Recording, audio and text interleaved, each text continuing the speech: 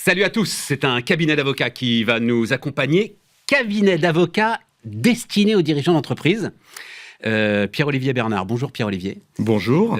Associé donc dans ce cabinet d'avocats Opléo Avocats. Qu'est-ce que ça veut dire destiné aux dirigeants d'entreprise ? Alors déjà, la philosophie du cabinet, c'est de se positionner par rapport à sa typologie de clientèle et pas par rapport aux practices qu'on veut mettre en avant. Je comprends. Et l'idée était d'avoir un cabinet indépendant dédié aux dirigeants. Alors ce qu'on appelle les dirigeants de façon plus large, c'est les hommes et femmes clés de l'entreprise. C'est-à-dire ceux qui travaillent dans l'entreprise, ceux qui investissent dans l'entreprise, ceux qui détiennent l'entreprise. Donc toute cette typologie de personnes qui ont besoin d'avoir un conseil indépendant à 360 degrés pour les accompagner dans leur prise de décision. Le sujet clé, c'est quoi aujourd'hui ? Alors, on va parler de transmission dans une deuxième partie, parce que c'est un sujet macroéconomique important pour l'économie française. Donc, je voudrais vous entendre un petit peu là-dessus. Mais c'est quoi ? C'est bien discerner, par exemple, le patrimoine de l'entreprise et le patrimoine personnel. Ce discernement étant assez souvent au détriment, en fait, parfois, du chef d'entreprise qui consacre trop, d'une certaine manière, au patrimoine de l'entreprise ? Il y a de ça, mais nous, on est beaucoup plus large que le seul détenteur de l'entreprise. Ouais.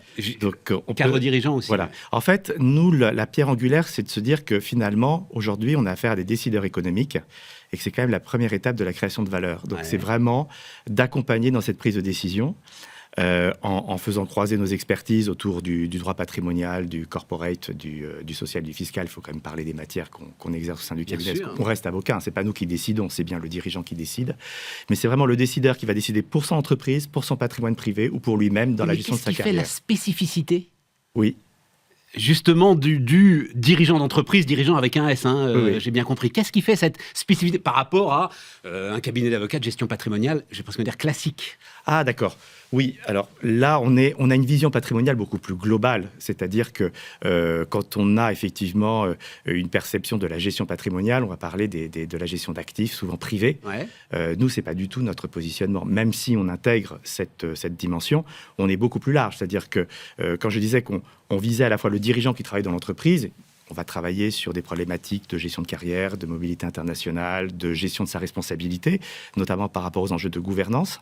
Quand il détient son entreprise, qu'il est majoritaire de son entreprise, on va avoir des problématiques d'opération de haut de bilan, où là, effectivement, c'est généralement son patrimoine principal. Donc, il y a cette réalité de cette typologie donc, de dirigeant détenteur de son entreprise, qui va avoir des problématiques également de gouvernance, des problématiques de transmission d'entreprise, on en parlait, puisque forcément, il est fondateur de son entreprise, il est généralement entrepreneur et dirigeant majoritaire de son entreprise.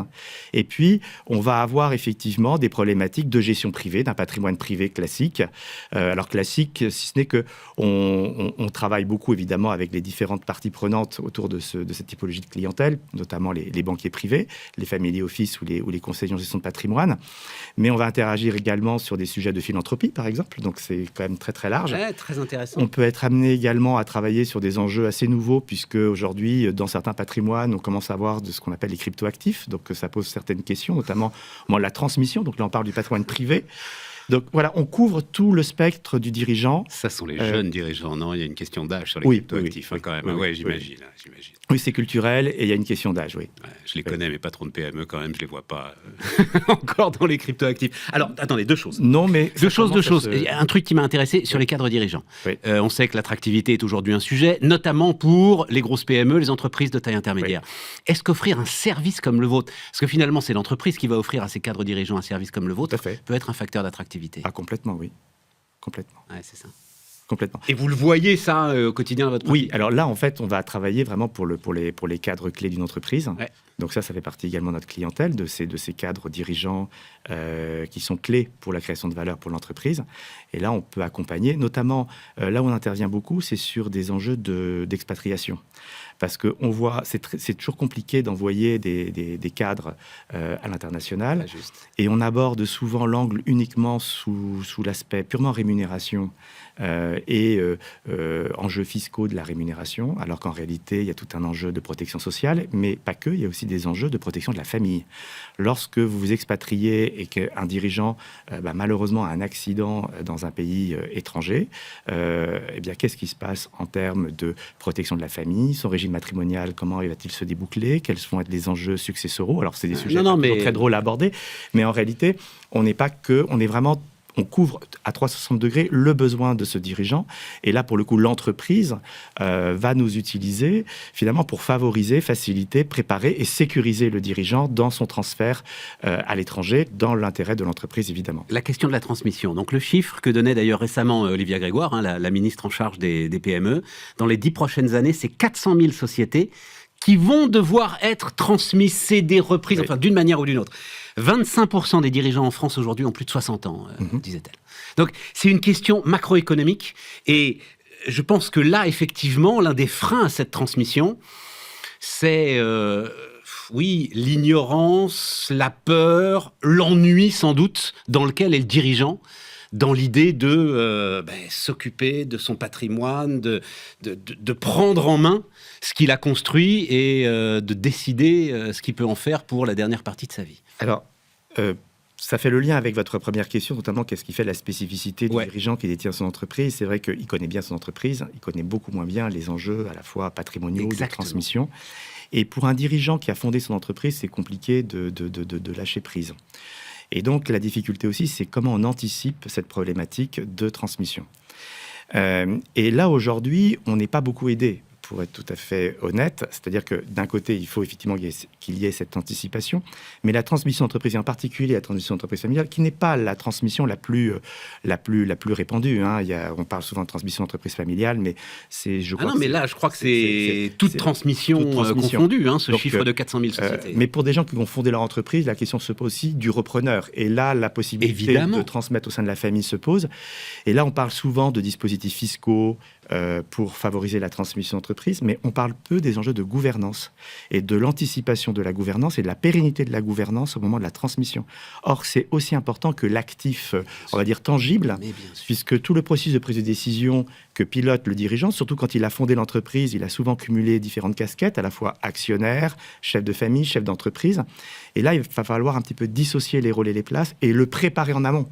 S'assurer qu'on a la bonne personne pour assurer la continuité de l'entreprise avant même d'envisager la transmission de l'actif et sa valorisation. Et ça, vous vous en occupez aussi? Bien sûr. Mais vous êtes presque plus cabinet de conseil, alors, à ce moment-là, que avocat? Non, parce que là, en fait, c'est... On n'est pas dans l'application de la loi, là. On est dans, justement, une sensibilité RH. Allez-y. Je ne suis pas d'accord, parce qu'en fait, quel est le rôle aujourd'hui de l'avocat?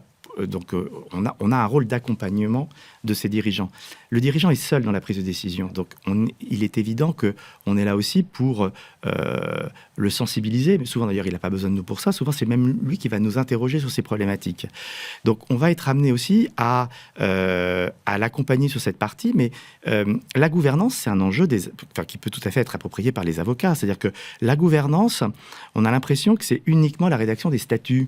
Mais en fait, pas du tout. Non, pas du tout. C'est pas du tout. On met en place... Comme vous l'avez dit, c'est la bonne personne. Mais la négociation, la contractualisation... me disent les entrepreneurs, absolument. Mais la structuration et la négociation et on va dire la formalisation d'une gouvernance, bien sûr que c'est aussi notre rôle. Et évidemment, il y a une dimension psychologique. Et si on n'intègre pas cette dimension psychologique, on ne fera pas notre job. Parce qu'on fera pas... Après, d'ailleurs, il n'y aura pas de transmission. Elle ne sera pas réussie. Donc, de toute façon, on doit accompagner le dirigeant également dans cette réflexion.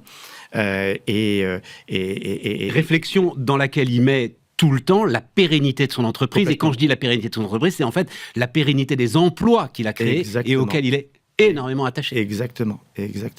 Et notamment, on est souvent sollicité dans le cadre de ces transmissions, parce qu'un fondateur, si on prend l'exemple d'un fondateur qui va avoir la possibilité à la fois de transmettre au sein de l'entreprise, enfin au sein de la famille, au sein de l'entreprise ou à l'extérieur, parce que finalement, ça on va dire que c'est le scope le plus large en termes de typologie de repreneur. La famille, il ne faut pas non plus rester sur une dimension purement affective et vouloir à tout prix transmettre au sein de la famille si on n'y trouve pas la bonne personne. Donc, c'est déjà un vrai sujet. Après, on peut aussi trouver des repreneurs au sein de l'entreprise. On l'oublie souvent. Mais au sein de l'entreprise, ça suppose aussi d'avoir anticipé la montée au capital des salariés. en tous les cas de l'équipe capable d'assurer cette gouvernance et de la stabiliser. Et c'est là aussi où il faut arriver à réconcilier dans les débats que l'on a souvent, où on oppose capital humain et capital financier, où à un moment donné, en fait, le dirigeant est un investisseur capitalistique aussi, il est actionnaire. Et quand on veut transmettre, on va transmettre à la fois la gouvernance, on va transmettre aussi un actif. Et quand on veut commencer à préparer sa transmission et à pérenniser son entreprise, on a besoin aussi de stabiliser des équipes en interne. Et leur accès au capital est un sujet qui se pose de plus en plus. Ce qui veut dire, pour conclure, que votre histoire, elle est en fait profondément humaine. Complètement. Profondément humaine. Complètement. Voilà, la finance, elle est autour, c'est de la technique, complètement. Mais l'histoire est profondément humaine. Complètement. Et je pense que, et j'espère, parce que vous me parliez du métier d'avocat, aujourd'hui, les questions qui se posent dans notre profession par rapport aux enjeux de l'intelligence artificielle, quand on travaille effectivement avec cette philosophie ou cette logique éminemment humaine, je pense qu'on garde cette capacité à avancer j'espère, les prochaines années sans trop d'encombre avec les changements auxquels nous sommes confrontés. Pierre-Olivier Bernard, donc Opléo, avocat, qui nous accompagne.